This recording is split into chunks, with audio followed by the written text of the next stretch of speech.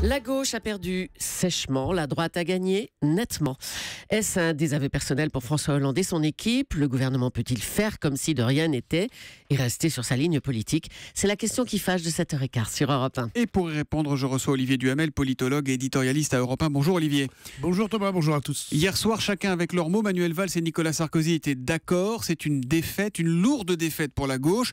C'est évidemment le premier enseignement de ces départementales. Aucun doute, une défaite considérable de la gauche. Peut-être dans l'ampleur de la défaite, quelque chose de jamais vu. La gauche se console un tout petit peu en se disant qu'il lui en reste 34 et qu'elle a vu pire dans son histoire. Elle a vu des moments où elle était tombée à 26, 24, 22, je crois, en 1992. Mais enfin, elle n'a jamais autant perdu. Si vous voulez perdre plus de la moitié, près de la moitié de ceux que l'on avait, c'est une déroute. Oui. Alors, sachant qu'on a eu un Premier ministre qui a beaucoup nationalisé la campagne, est-ce que maintenant, François Hollande et Manuel Valls, maintenant que la France est pratiquement toute colorée de bleu, en tout cas aux 2/3, peuvent enjamber ce scrutin comme si de rien n'était? Pas de changement de ligne politique. Est-ce que ça peut tenir quand le désaveu est aussi massif? Oui, ça peut. C'est ce que permet la Ve République. Si vous regardez l'histoire de la Ve République depuis le début, jeune homme, vous vous apercevrez que pendant les 20 premières années, ceux qui étaient au pouvoir gagnaient toujours les élections intermédiaires. Et puis à partir des années 80, ils perdaient tout le temps. Regardez le quinquennat de Nicolas Sarkozy. Il a perdu les municipales en 2008, les régionales en 2010, les cantonales en 2011, les sénatoriales en 2011. Tac, tac, tac, tac, 4 élections intermédiaires perdues. Regardez là, François Hollande, qui lui succède, il perd les municipales de 2014, les européennes de 2014, les sénatoriales de 2014, et là les départementales de 2015. Sauf que Nicolas Sarkozy avait perdu la présidentielle de 2012, donc si on suit votre logique, François Hollande en 2017, ça va être compliqué. Ça, c'est la prévision la moins risquée que vous preniez que de dire que ça va être compliqué, c'est même un euphémisme.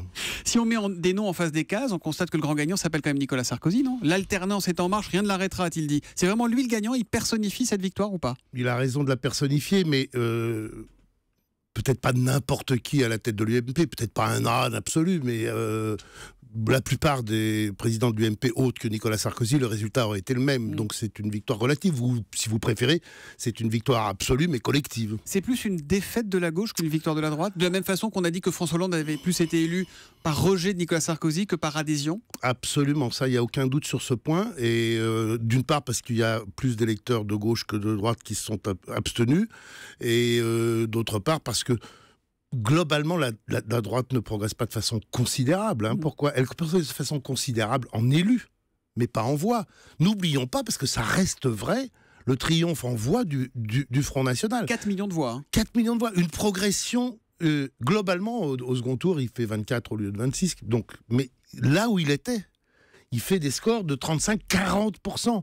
Alors ça, c'est très important de le comprendre, parce qu'il y a quelque chose d'apparemment contradictoire, mais qui ne l'est pas. Il y a 2 éléments sur le vote du Front National. Il y a une progression considérable, nationalisation, victoire dans toutes sortes de cantons, aussi bien, on l'a vu dans votre reportage tout à l'heure, dans des cantons traditionnellement populaires comme à la Seine, que dans des cantons infiniment plus bourgeois. D'accord? Donc grande progression du Front National. Mais qu'on ne voit pas dans les résultats. Pourquoi? Parce qu'il bute toujours sur la barre des 50. Sur le mode de scrutin, en fait. Ce qu'on appelle le plafond de verre. Il n'y a pas encore une majorité d'électeurs qui veulent suffisamment la victoire du Front National. Ça veut dire que, contrairement aux apparences, le Front National est l'autre grand gagnant de ces départementales? Ça veut dire ça, et ça veut dire que qu'est-ce qui a fait gagner UMP-UDI? Ce qui a fait gagner UMP-UDI au second tour si massivement, ce sont des électeurs Front National qui n'ont pas voulu voter à gauche, quand c'était un duel entre la droite et la gauche, et ce sont des électeurs de gauche qui n'ont pas voulu voter Front National, mais qui ont préféré voter UMP quand c'était des duels FN-UMP. Donc vous voyez, la victoire de l'UMP-UDI, c'est pas que la sienne.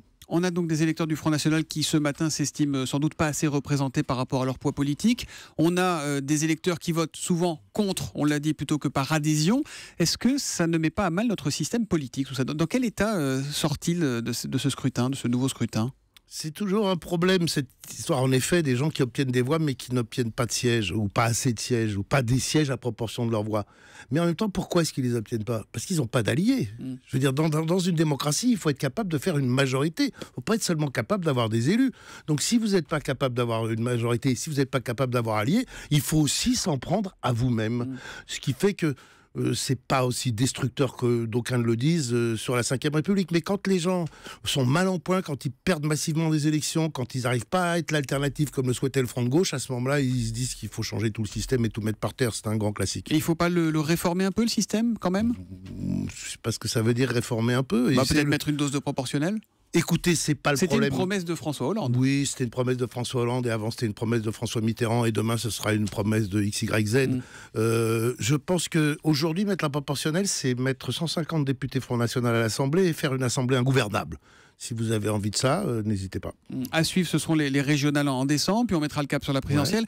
On aura complètement oublié les départementales d'ici là, ou ce scrutin peut changer les choses? Il y a quelques semaines, tout le monde s'en moquait des départementales. Non, les scrutins, le scrutin, ça a 3 conséquences. Conséquence 1, ça donne des nouveaux rapports de force politique. Et là, c'est la grande nouveauté, le poids du Front National, l'installation du Front National, ce qu'on appelle le tripartisme. Ça, c'est 1. 2, ça donne... On est dans le tripartisme, ça y est. On est dans le tripartisme, on est dans la tripartition, la tripolarisation, appelez ça comme vous voulez.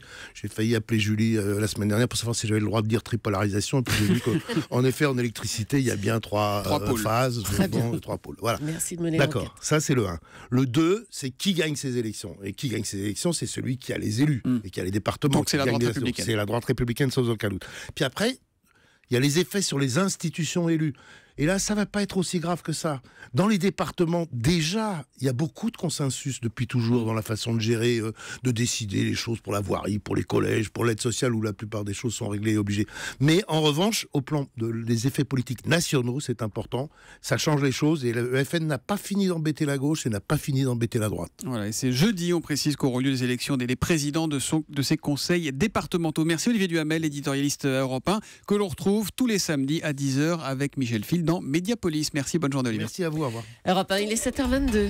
Après l'analyse franche et directe d'Olivier Duhamel, place aux coulisses. Caroline Roux va nous raconter ce que pense François Hollande de sa soirée et surtout quelles conclusions il va vraiment en tirer.